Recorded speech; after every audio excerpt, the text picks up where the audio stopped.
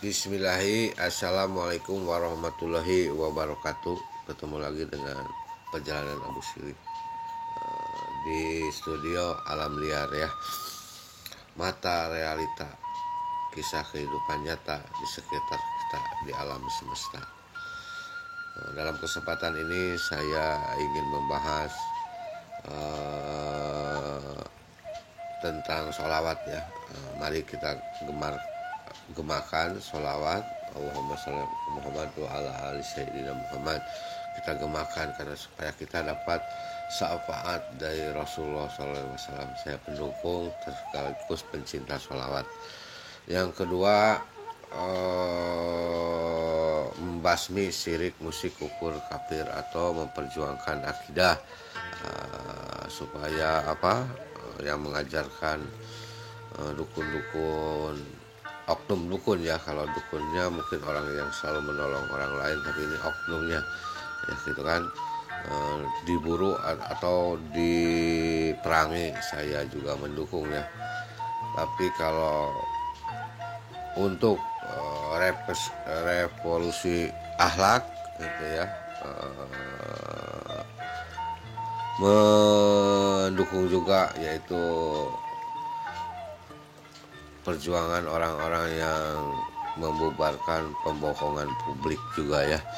Untuk itu saya mendukung siapa saja yang memperjuangkan kebohongan publik ya, supaya orang-orang yang tidak paham, tidak ngerti itu bisa jangan dibohongi. Kebanyakan orang itu mengatasnamakan sesuatu untuk kepentingan dirinya dan kepentingan pribadi lah, untuk kan membohongi publik untuk kepentingan pribadinya. Keluar masuk masuk kampung, keluar kampung itu kan, itu adu jual kesaktian,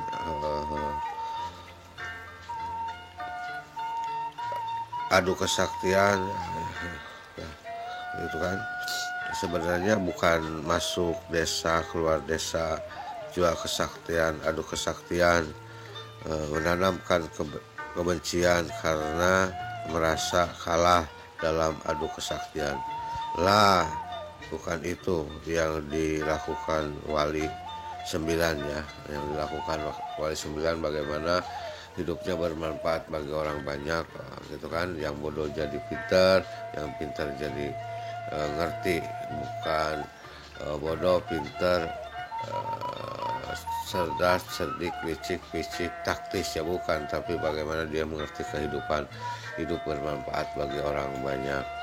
Untuk itu kepada rekan-rekan, teman, saudara, sahabat Abu Siri ya, kebanyakan orang itu biasanya kalau di kota atau di masyarakat ya, itu kesannya sakti, mandaguna atau hebat. Biasanya kalau di hutan itu ya biasa-biasa aja, bahkan jadi penakut. Tapi kalau orang yang biasa-biasa di kota, tenang-tenang saja, biasanya dia berani di hutan, karena di hutan itu tidak ada tempat untuk berlindung kecuali sama dirinya dan Tuhannya sendiri ya. Untuk itu rekan, teman, sahabat ya, kita apa sih kerugiannya kalau kita membohongi diri sendiri, apalagi membohongi orang lain? Satu, susah mendapatkan kepercayaan dari orang lain kalau udah ketahuan bohongnya. Itu yang kedua, hari-hari akan runung kegelisahan karena dia yakin, biarpun orang lain tidak tahu dia berbohong, tapi dirinya sendiri pun tahu, jadi gelisah aja tuh. Sekali berbohong, kamu akan terus melakukan kebohongan itu dan sulit bisa jujur ya, karena bohong sekali harus menutupi kebohongan itu terus menerus. Yang keempat, tak ada kesempatan bagimu untuk berkata jujur sama sekali, karena akan terus berjuang dan berusaha untuk menutupi kebohongan itu. Yang kelima, hanya soal kalir, bahkan kebiasaan buruk itu akan mengganggu kehidupan pribadimu karena Anda akan terus berbohong, berjuang berbohong, apapun berbohong karena kebohongan itu. Jadi nggak ada untungnya kita berbohong kecuali yang fatal ya, itu kan ya. Yang fatal itu maksudnya berbohong karena kita berdoa sama Allah, karena kita banyak aib, banyak salah, banyak dosa itu ya. Berbohong kepada meminta sama Allah supaya jangan dibukakan aibnya ya, karena malu kalau kesananya kita dibukakan aibnya sama Allah, kita udah malu malu lah dibuka sama Allah tuh, malu lah dengan jangankan sama Allah, sama masyarakat atau orang-orang yang melihat kita itu. Kita bertemu sama orang sudah malu kalau ketahuan aib kita atau kesalahan kita. Untuk itu rekan, teman, sahabat ya,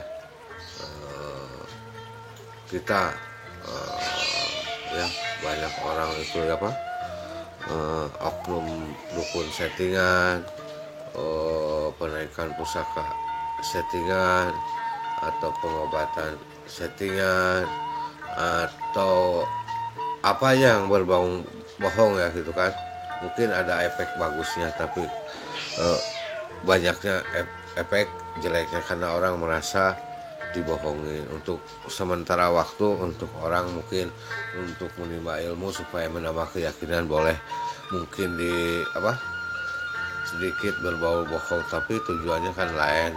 Mungkin dia supaya bukan bohong tapi belum dibukakan dulu untuk dia bisa mengerti. Tapi kalau nyata-nyatanya sudah berbohong hanya untuk popularitas, ingin terkenal, ingin pokoknya mah semuanya ada, karena untuk kepentingan pribadi. Tapi lama-lama juga orang paham mana yang ikhlas, mana yang tidak ikhlas. Karena saya keluar masuk hutan, keluar masuk kampung juga cari-cari dukun santet juga susah. Yang gimana sih orang dukun santet? Pasti semua orang itu pada dasarnya ingin berbuat baik sama orang. Jadi nggak mungkin lah ada orang yang ngaku-ngaku dukun santet bahkan dia berani menyatakan dirinya dukun santet. Jadi untuk rekan yang paham dengan ini, paham begitu ya, paham, mudah-mudahan mengalami ya, karena sering ketemunya sama orang abu ini udah paham betul gitu kan, mana sulap, mana settingan, mana ikhlas, mana ya tadi sulap, sihir, sama kebatinan atau sama karomah itu lain lah, nanti ada perbedaannya. Untuk itu rekan, teman, sekali lagi saya mohon maaf kalau ada salah-salah kata. Saya ini tempatnya bodoh poho jeung balanga, apalagi ditambahan serakah. Tapi di dunia ini tidak ada yang sakti, ada juga yang sekti. Orang merasa pintar, pintar ini, pintar itu, bohong ya. Karena pintar juga pintar bohong, karena bikin cecak aja yang kecil tidak bisa, paling juga pintar bohong. Orang tahu ini, tahu itu, serba tahu lah, serba hebat, bohong ya. Karena tahu apanya, besok mati aja tidak tahu. Untuk rekan, teman, mari kita belajar terus belajar, belajar mencari kebenaran sejati, kebenaran yang datangnya dari ilahi. Karena kebenaran itu ada kebenaran pribadi, kebenaran umum, hukum, kebenaran Rasulullah, kebenaran Allah. Jadi semua juga perlu proses untuk bisa memiliki. Untuk itu sekali lagi saya minta maaf, saya orang bodoh tapi tidak mau dibodohi.